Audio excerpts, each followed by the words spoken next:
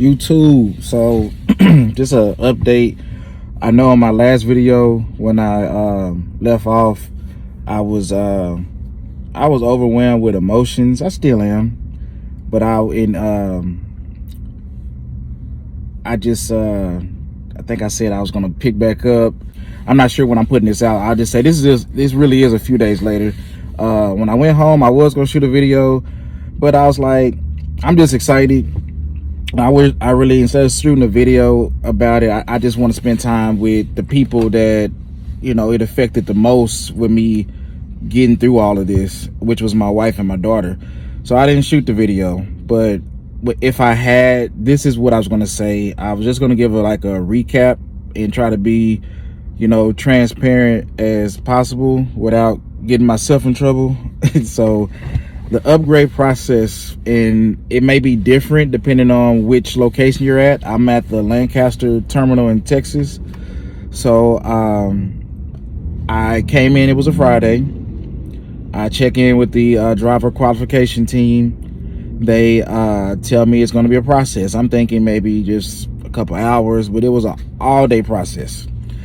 So the first thing they do is they go over all of your paperwork between you and your mentor. Make sure that you have the hours and the backing, and they look through all the comments that you may have left or your mentor has left, and they go over that just to make sure everything is up to their standards. And that was a process, and at this time it's just me and this other guy, so just two of us. It wound up being including myself, maybe 7 of us upgraded, but they only did us at 2 at a time, increments of 2. So the other guy, he beat me there. I was on my motorcycle, and you saw that in the clip. That's probably gonna be my last time riding it for a while, so I wanted to ride it.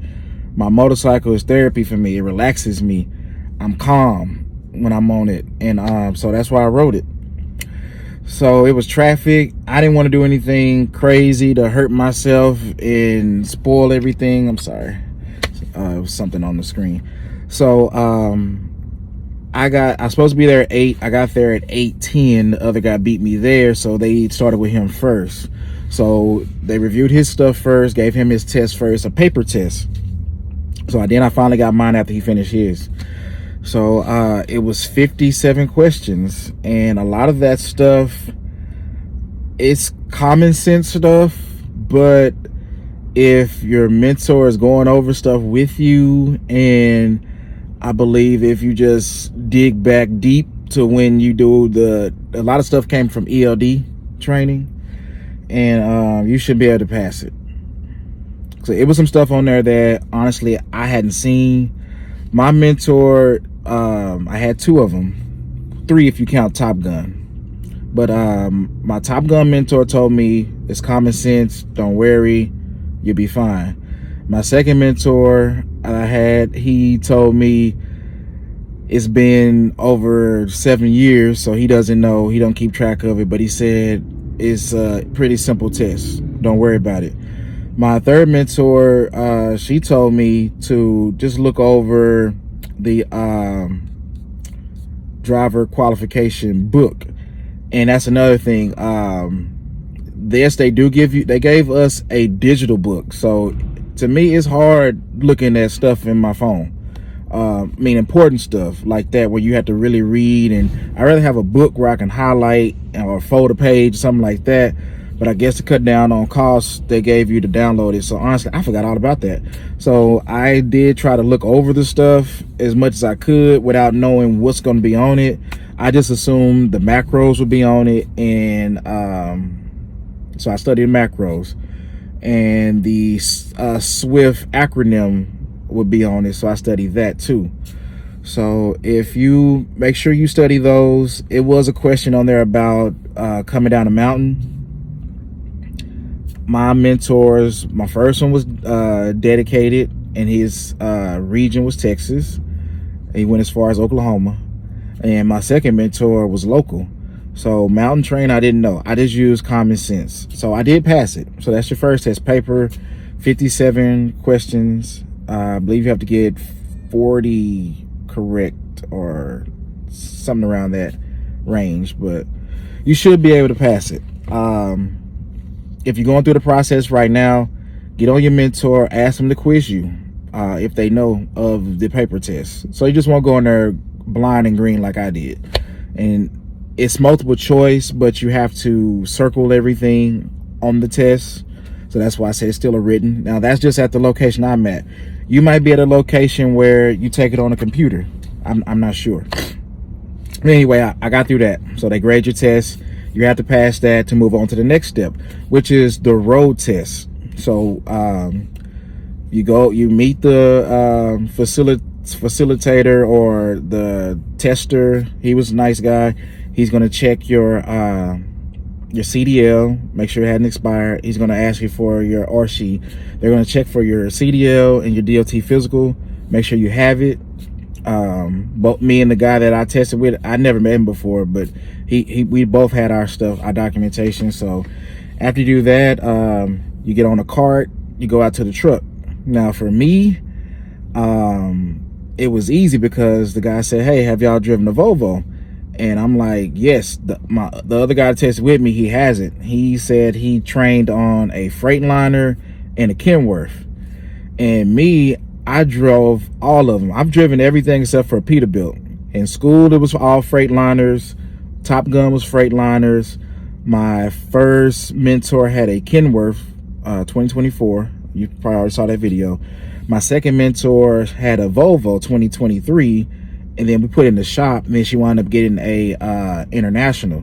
So I was ready for whatever, minus a Peterbilt, but I don't think Swift even has Peterbilt, but that's neither here or there. So the guy wasn't comfortable because he said he's never operated a Volvo. So I told him, well, hey, I'll go first and then just watch me. You know, I had to set the tone. So I did. So you take off from the facility, and they're mainly judging. They want you basically, it's like you're doing your CDL driving test all over again. Call out your bridge clearances, stop behind the stop sign, wait for your speedometer to go to 0 before you move, because most stop signs, at least here in Texas, they're up further past the road, so you have to make 2 stops. So you want to stop, let your speedometer go to 0, then you creep up or inch up till you get to the actual corner, then do your both. They want to make sure you're looking both ways, and then you proceed out left or right, they'll tell you.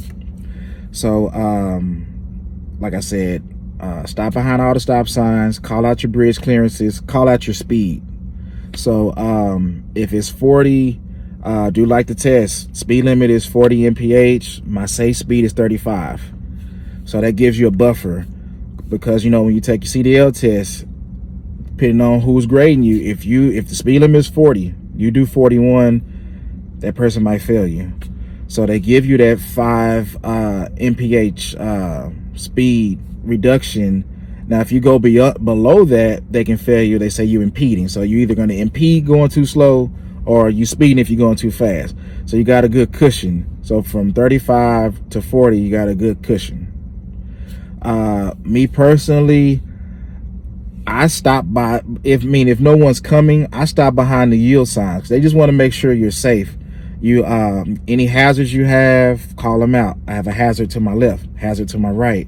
I'm approaching a stale green light. You know, just do it like it's your CDL test for your license all over again. That's what I did.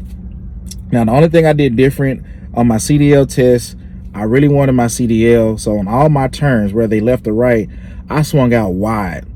I didn't care about the precision type of turning like Swift wants, but since I've been through training and everything, I'm like, well, I'm gonna go ahead and turn the Swift way, because this may be what they want. So all that means is when I made my right turn, I immediately come over to the right lane. Versus when I took my CDL test, I made that right turn, I swung out wide, I may have went into the middle lane, then I put my my blinker on and I get back over.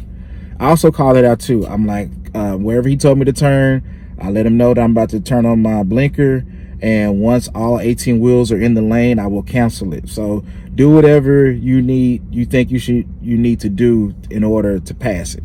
So That was that. Oh, you also get on the highway. Not that long. I think we went maybe 3 miles on the highway, and he just wants to see, or she, I had a guy. He just wanted to see me merge with traffic, and if I'm allowing Swift, I think wants you to have 6 to 8 seconds of following distance, and they're also making sure that you're constantly looking at your mirrors, and that's all they're really trying to see.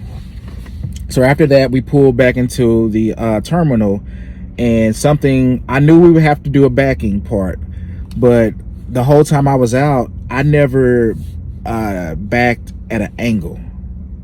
I take that back. I backed in the angle, but the trailers were not in. All these trailers were angled this way. When I back, all my trailers were like vertical or horizontal. Pretty simple, easy to get in. This was angled, so it took me a while. It took me about 10 minutes to get in there. I didn't hit anything. You just take your time. The space was limited.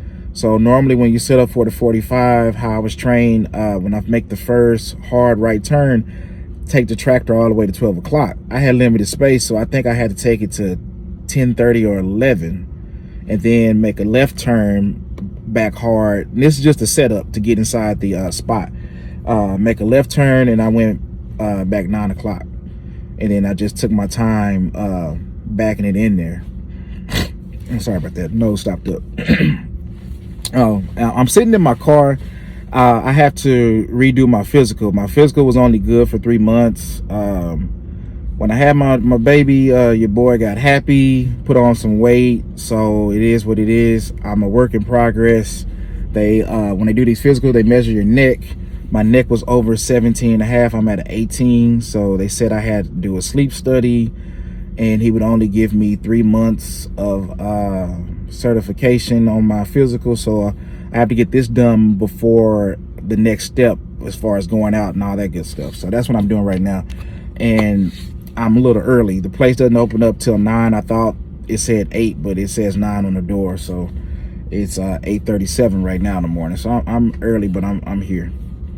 Well, let's get back to that. So you go out, you do the written test, driving test, then you have to do an angle back. And then I thought, okay, we finished. I'm like, oh, that was pretty simple. No. So once we finished that, we go to lunch. We come back from lunch. And they told us, now you have to do an obstacle course, and there's another backing. I'm like, okay, cool. I've seen the obstacle course before. I didn't really pay in-depth detail to it. It's literally adjacent to the Top Gun course. And when I saw the people out there, I didn't know they were upgrading. I thought that course was for people that were like coming back. If you know you've been out on FMLA or you had surgery, and they make you do that course just to make sure you still got your skills. Or if you're coming from a different company, I thought you had to do that. So the course was pretty, compared to my Top Gun course was tough and hard. That course was pretty easy. You have to work your skills. You only get an hour to complete it. You can't hit any other cones. There was one particular area I came close to hitting one, but you are allowed to go in reverse, and to give yourself more space. So I had to go in reverse. Swung out a little bit wider. Easy peasy. And at the end of it, you have to do a 45 back, and that was more what I was used to doing when I was out with my mentor. So I was able to get in that one no problem. So just a note to myself, if I ever get to an area where the trailers are lined up at an angle, just to practice on that more. So once you complete that, and that's a different examiner for that part too, he or she. I had a he. So he signs your paperwork, you go back to the facility, then you take it up to the driver qualification. Then at that point, they're reviewing everything, and they let you know, okay, well, congratulations, you are upgraded, you are complete with the program. They put some more stuff into the system.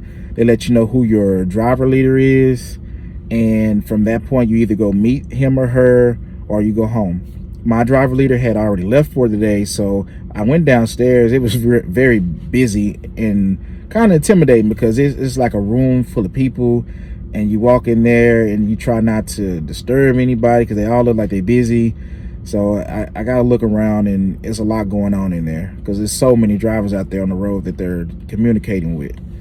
So yeah, that was the upgrade process. Written test, driving test, 45-degree angle back at a parking the trailer at an angle, obstacle course, and then you have to do a 45 regular dock type of back. So that was just how Lancaster was set up. And then of course, if your physical was good for a year or 2 years, then you won't have to do what I'm doing. So my physical didn't expire to the 28th of this month, but I'm ready to go out. And they just, myself or Swift, they didn't want me to get out somewhere and then have to shut down because of the physical expiring. So they's like, why don't you just go take care of that? And once you do that, come back and we'll get you a truck, and I'll make a video on that. I don't know how that process works, so we'll find out together. Today is Tuesday. I told them I'll be ready to go Friday, only because it's some basic stuff that I want to have before I get out there and you know, have to spend a lot of money. So I ordered a GPS. It still hadn't arrived. I'm waiting on it. And I also want to get a microwave. Once I have those, I'm kind of set for now. That's just the bare minimum basics.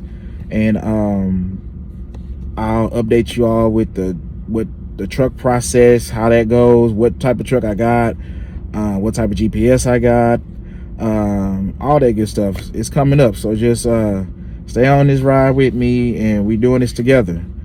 All right, until the next video. Peace.